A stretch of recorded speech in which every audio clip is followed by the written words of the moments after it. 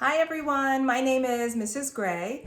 I am a third grade ELA teacher. I've been teaching at Evergreen Avenue School for 14 years. I spent most of my time actually teaching second grade, where I taught there for 12 years, and then recently I've been teaching ELA in third grade.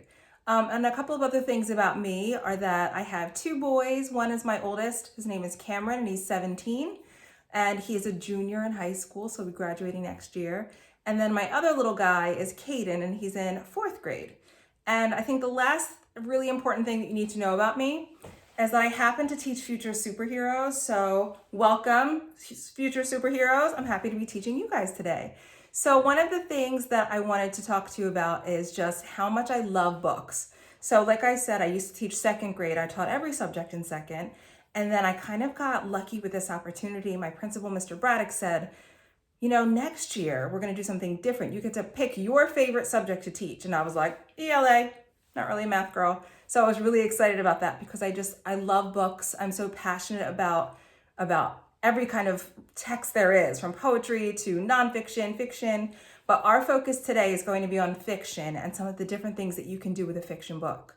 So I always tell my students, I'm going to tell you, future superheroes, that reading anything allows you to just kind of grow in so many ways. So there's just so many different things that you can do with books. So our main focus today is going to be on figurative language. But as we're thinking about our figurative language, we also just want to make connections to the book that we're reading. We want to think about just different cultures and different things that we might not experience in our everyday lives. So to start, I want you to know that all you will need for today, for the first part, is just to listen and enjoy the book. But eventually, when we do our next task, you will just need some paper and a pencil. And then if you have some Legos or Connects or even coins, just something that you can use throughout your reading to help you track figurative language, I thought we would just do it in a fun way. And I really like to just kind of like touch things. So I thought that would be a fun way to kind of keep track. So the figurative language that we're going to talk about today are just a couple. There's many, but I wanted to focus on a couple. So the first one is alliteration. One of my favorites. And alliteration is a sentence or phrase with words which start with the same letter or sound. So the example that they give us is Morgan Mouse munched marshmallows merrily. You can hear that M sound repeated, right? So I'm just going to add that to our board. The next one that I wanted to talk about, this one I really, really love because I use it all the time, and that is hyperbole. And hyperbole means that you're describing something in an extremely, extremely exaggerated way. So the example that they give is, we waited in line all day. I feel like that's how you would say that, right?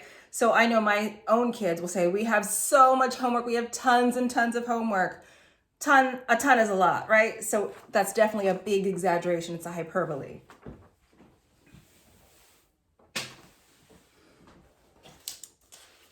The next one that we're going to think about is personification.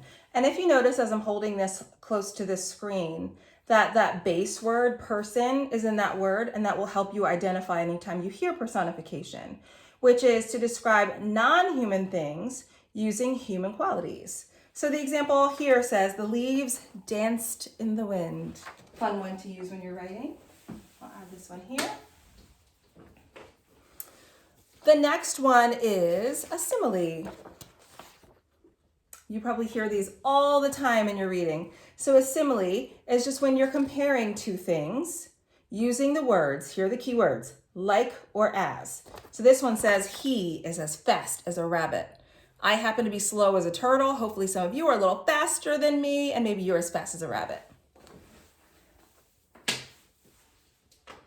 Our next one is a metaphor.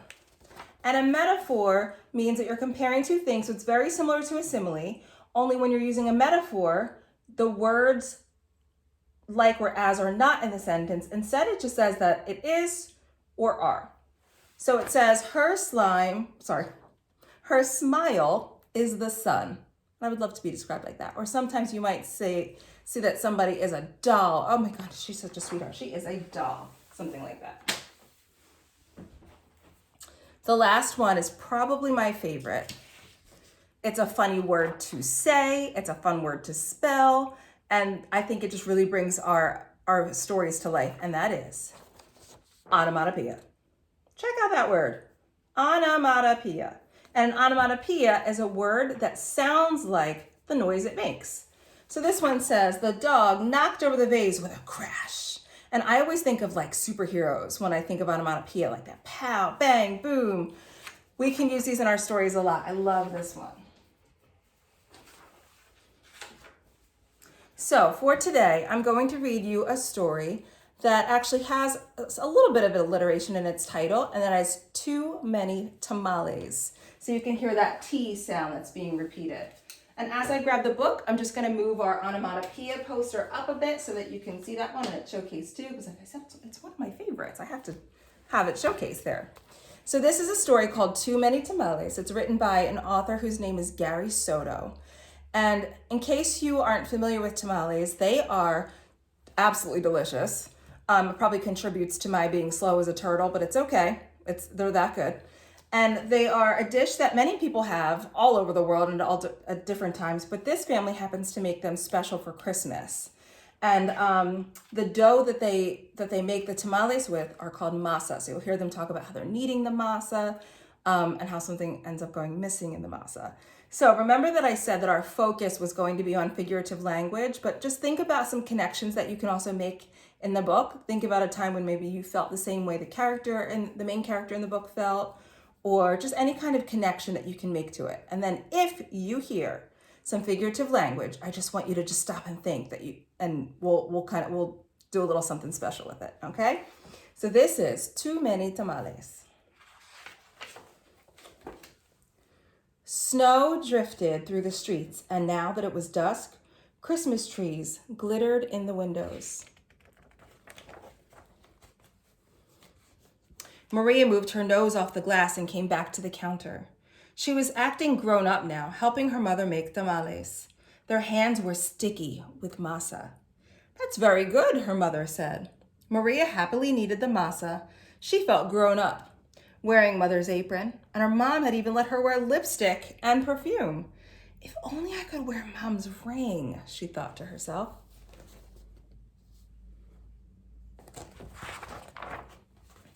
Maria's mother had placed her diamond ring on the kitchen counter. Maria loved that ring. She loved how it sparkled like their Christmas tree lights. Hold on a second. I have to reread it because I thought I heard something. It said she loved how it sparkled like their Christmas tree lights. So I'm going to stop here for a second. Remember I said that if you have like Legos or Connects to grab them, here's why.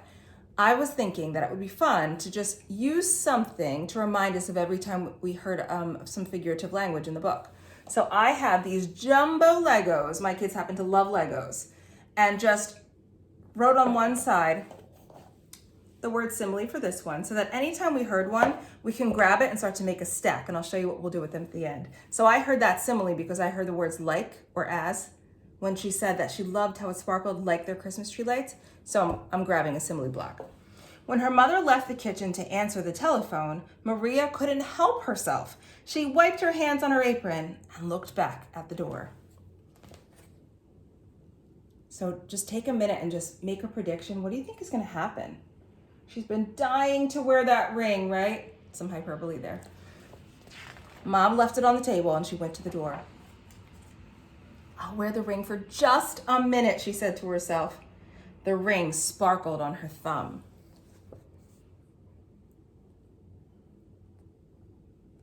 And even just the fact that she's wearing it on her thumb shows just, how tiny she is. It doesn't even fit on the same finger that her mother would wear it on. Maria returned to kneading the masa, her hands pumping up and down. On her thumb, the ring disappeared, then reappeared in the sticky glob of dough. Her mother returned and took the bowl from her. Go get your father for this part, she said. Then the three of them began to spread masa onto corn husks. Maria's father helped by plopping a spoonful of meat in the center and folding the husk. He then placed them in a large pot on the stove. They made 24 tamales as the windows grew white with delicious smelling curls of steam. Oh, I love the way that author Gary Soto described that part. He used tons of imagery, which is actually another kind of figurative language that we didn't talk about. The author does a great job of that. A few hours later, the family came over with armfuls of bright presents. Her grandparents, her uncle and aunt, and her cousins, Dolores, Teresa, and Danny. Maria kissed everyone hello. Then she grabbed Dolores by the arm and took her upstairs to play, with the other cousins tagging along after them. Now, I don't know about you, but I can make tons of connections to family gatherings because we didn't get together very often. In my family, my mom's from the Philippines, so all of her family is in the Philippines, so I've actually only met them one time in my whole life. But my father's family is from North Carolina, so us being from New Jersey, we didn't get to see them too often. But these special times at Christmas and Thanksgiving, we always looked forward to because that was like one of the few times we could get together. They cut out pictures from the newspaper, pictures of toys they were hoping were wrapped and sitting underneath the Christmas tree. As Maria was snipping out a picture of a pearl necklace, a shock spread through her body. Start thinking about what she might be thinking.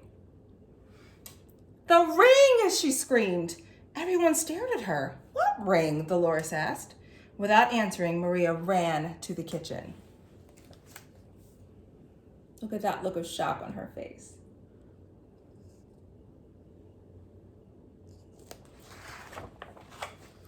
The steaming tamales lay piled on a platter.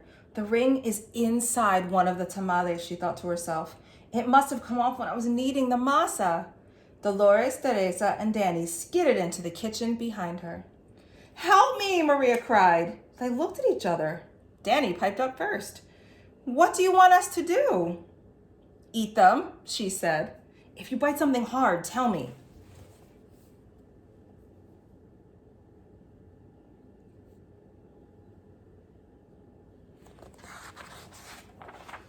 The four of them started eating. They ripped off the husks and bit into them. The first one was good. The second one pretty good. But by the third tamale, they were tired of the taste. Keep eating, Maria scolded. Corn husks littered the floor. Their stomachs were stretched till they hurt, but the cousins kept eating until only one tamale remained on the plate.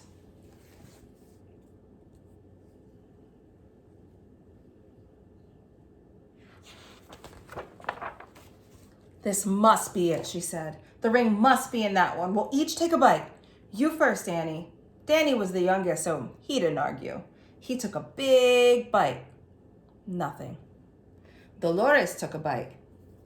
Nothing. Teresa took a big bite and still nothing. It was Maria's turn. She took a deep breath and slowly, gently bit into the last mouthful of tamale. Start making a prediction here. Do you think it's going to be in there? Do you think it's somewhere else?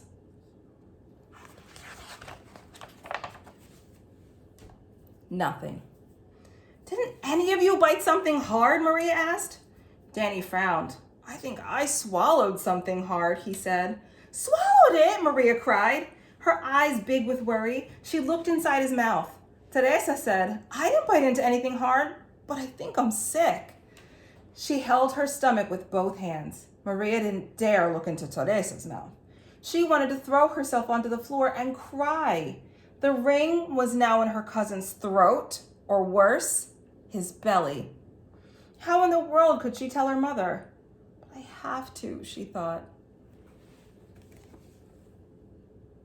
This makes me think of tough times when maybe I had to apologize for something or admit to something that might have been a little bit hard to do, but you just know you have to do the right thing, right? She could feel tears pressing to get out as she, wait a minute, I heard some figurative language. She could feel tears pressing to get out. So think about which one of our examples of figurative language might show like some human-like traits. Remember that one about personification? I'm gonna grab my block, my personification block. Let me show you. I can't wait to see what we build at the end. She could feel tears pressing to get out as she walked into the living room where the grown-ups sat talking. They chattered so loudly that Maria didn't know how to interrupt. Finally, she tugged on her mother's sleeve.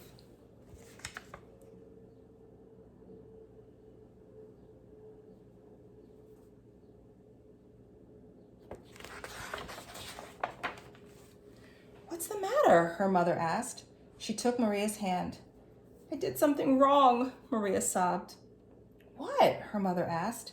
Maria thought about the beautiful ring that was now sitting inside Danny's belly. She got ready to confess. Then she gasped. The ring was on her mother's finger, bright as ever. The ring! Maria nearly screamed. Maria's mother scraped off a flake of dried masa. You were playing with it? She said, smiling gently.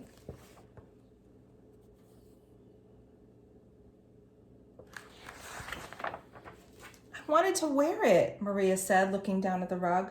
Then she told them all about how they'd eaten all those tamales. Her mother moved the ring a little on her finger. It winked, a silvery light. There goes that personification again. I'm just going to grab one more block.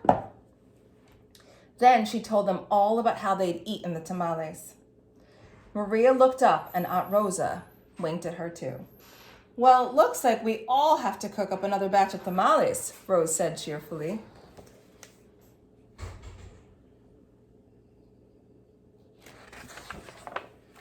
Maria held her full stomach as everyone filed into the kitchen, joking and laughing. At first, she still felt like crying as she kneaded a great big bowl of masa next to her Aunt Rosa.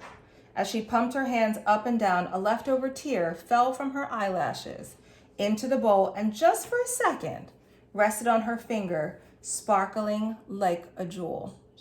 So I heard that key word, that word like. So we know from our figurative language chart that means that we just heard a simile, right? So the simile that I heard was that it was sparkling like a jewel. So here's my simile block. I'm just going to add it to our pile. Then Rosa nudged her with her elbow and said, Hey, Nina, it's not so bad. Everyone knows that the second batch of tamales always tastes better than the first one, right? When Dolores, Teresa, and Danny heard that from the other side of the room, they let off a groan the size of 24 tamales.